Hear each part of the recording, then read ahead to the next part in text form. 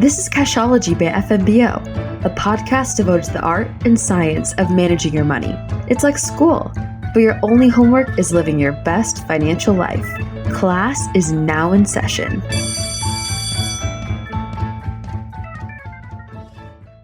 From groceries to gas, everything costs a bit more these days, and it may have you thinking that you should be taking up a side hustle. If this is on your mind, you are not alone.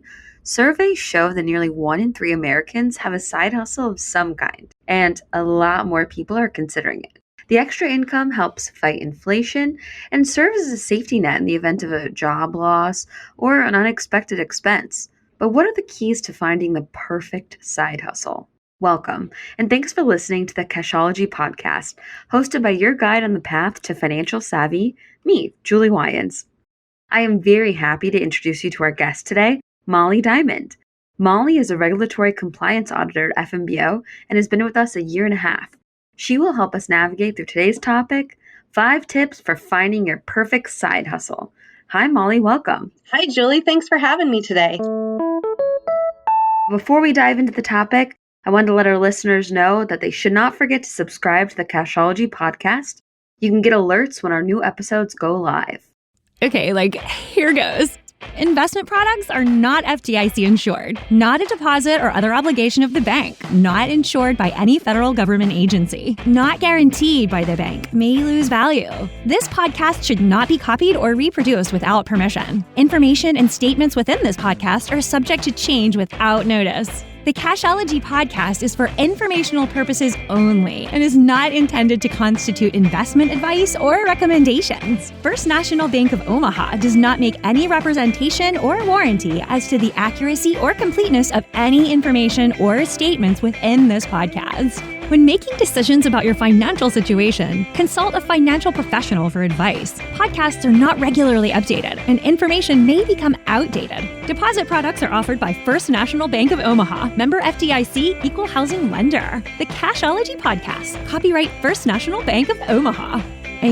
Totally. Okay, bye. So, Molly, I think we both have in the past have had a side hustle. You were once a server? I was a server and bartender when my son was first born because let's face it, kids are expensive. Yeah, that is so smart. Not only can you work your own hours, right? You can give them work nights after a 9 to 5. But you can also maybe work a weekend shift here and there, make a lot of tips. That's so smart. Definitely. Sundays were great because it was a sports bar. So I was able to watch all of the games and still make a little extra on the side. A lot of people have crazy side hustles. So we've heard of one in Japan. A guy is paid to be friends with people, go to the movies, hang out. That's one wacky one that I've heard. Another one, I know someone that writes wedding speeches for people. I used to be a wedding planner. I would love those people. Yeah. It's kind of smart. You think of the needs in society and you think, oh, well, people get really clamored up and nervous about giving a speech and writing them. It's kind of genius. One of the most wacky ones, though, that I've heard of, Molly, is paying someone to be their bridesmaid. What? That's a thing. Yeah, that's a thing. Oh my gosh, I want that job. That would be fantastic. I feel like you would be an excellent paid bridesmaid. I would enjoy that. Have you heard of any weird side hustles? Actually, the wedding planner that I used to work with was a master at calligraphy. And so she would charge people, instead of doing the wedding planning piece, just to write their envelopes because she had great penmanship. That is amazing. I took one calligraphy class at a community college in Omaha. I loved it. I was horrible at it. I could never make money off of it. I always take these classes thinking, yes, this could be a fun hobby and maybe I'll make money off of it. I learned how to make French macarons. I actually sold 1 box of them. It was a good dollar made, but really difficult to sustain. So I think it's very time intensive. Yes, one of our first tips to getting a side hustle is maybe find one that is not super time consuming and expensive, where you actually maybe make a profit. So let's dive in, Molly, and talk more about building the perfect side hustle. What kind of tips do you have for listeners? Tip number 1, find something that you have a personal interest in or something you're already good at. Like I was saying, I had a friend who was a wedding planner. She was already in the industry. She already had brides on her book. What better thing to do than learn calligraphy and write out the envelopes? However, if you're in something like accounting, there's plenty of places that need a bookkeeper on the side, a few hours here or there just to help them out. Maybe you work in IT and you know how to code or build websites. I have a volunteer business right now that would love to have an IT person that knows how to build a website. The better you already are, and the more experience you already have at your side hustle, the easier it will be to start and to find consumers for your product or your service. So that's amazing. You have a volunteer group that's looking for someone who works in IT. I mean, there are plenty of small businesses who are trying to be scrappy and find individuals maybe who also have a small business to band together, right? Absolutely. So I think there's a plethora of opportunities. It's just a matter of finding what you're passionate about, right? And then finding the people. Absolutely. What you're passionate about and what you already have a talent in. Use what you have. Yeah. How about time and fitting a side hustle into your schedule? We talked about being a server is really great for a side hustle because you can work nights, right? You can have a 9 to 5 and then work nights or on the weekends. For sure. Tell us more about scheduling around a side hustle. Absolutely. So, doing something you already know how to do takes a lot less time, too. And that's tip number 2. Find something that fits into your schedule. So, if you're working full time, find something that you can side hustle on the evenings or on the weekends. So, if you're an expert, let's say maybe you're a math tutor or something like that, where you can finish up school Monday through Friday and work a few hours on the evening or weekend to help other students. Health, wellness, fitness, nutrition, cooking, all of that can be done in the evenings, on the weekends. If you're a student, maybe in between class times to be able to help those around you and make a dollar doing it.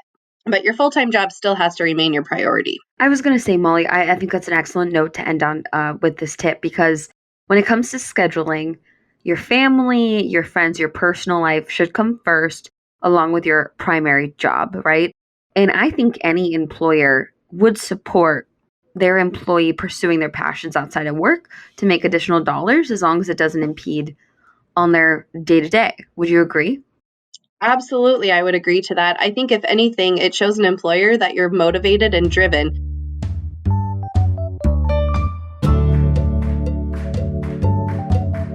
Well, let's talk about the cost. You talk about the calligraphy business. I think being a server, there's not a cost to having that side hustle except your time.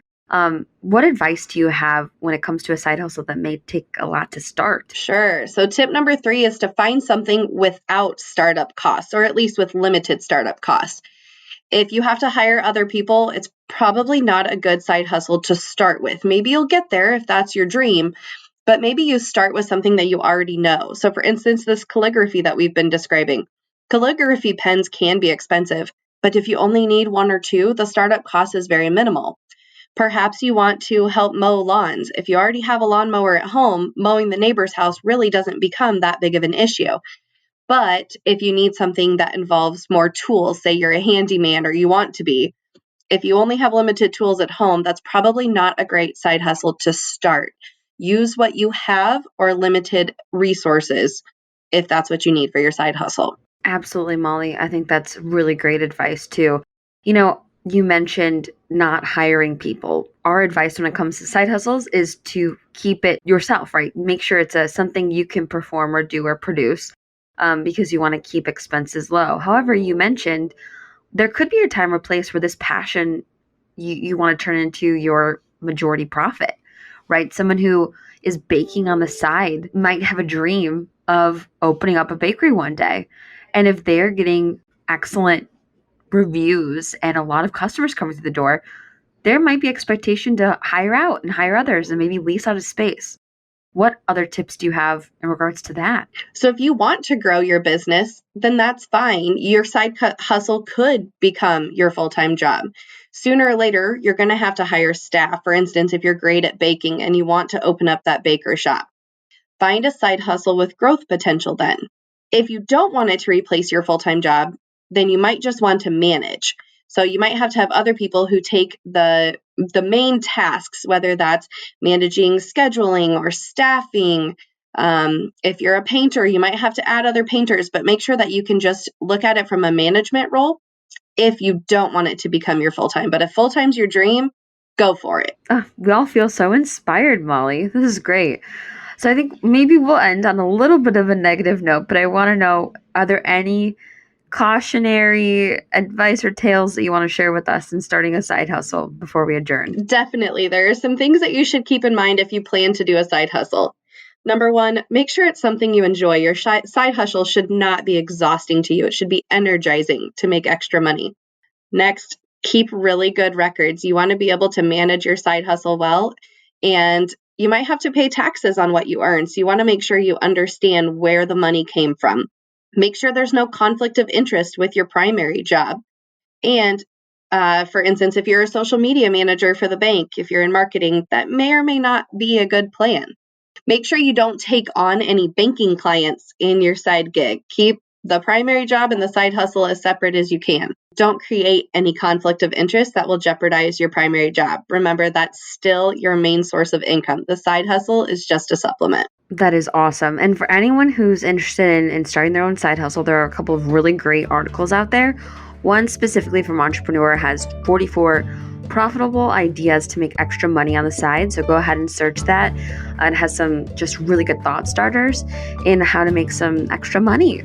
Well, Molly, it was a pleasure to have you on the podcast. You were an excellent guest and so knowledgeable on this topic, so we really appreciate it. Thank you, Julie. I appreciate you having me. Of course, and if anyone's interested in learning more about products at FMBO, or maybe chatting with a personal banker about your finances and seeing how a side hustle could help with your budget, feel free to go to fmbo.com to learn more. Thank you, everyone, for listening. Don't forget to subscribe and keep an eye out for more Cashology episodes coming your way soon.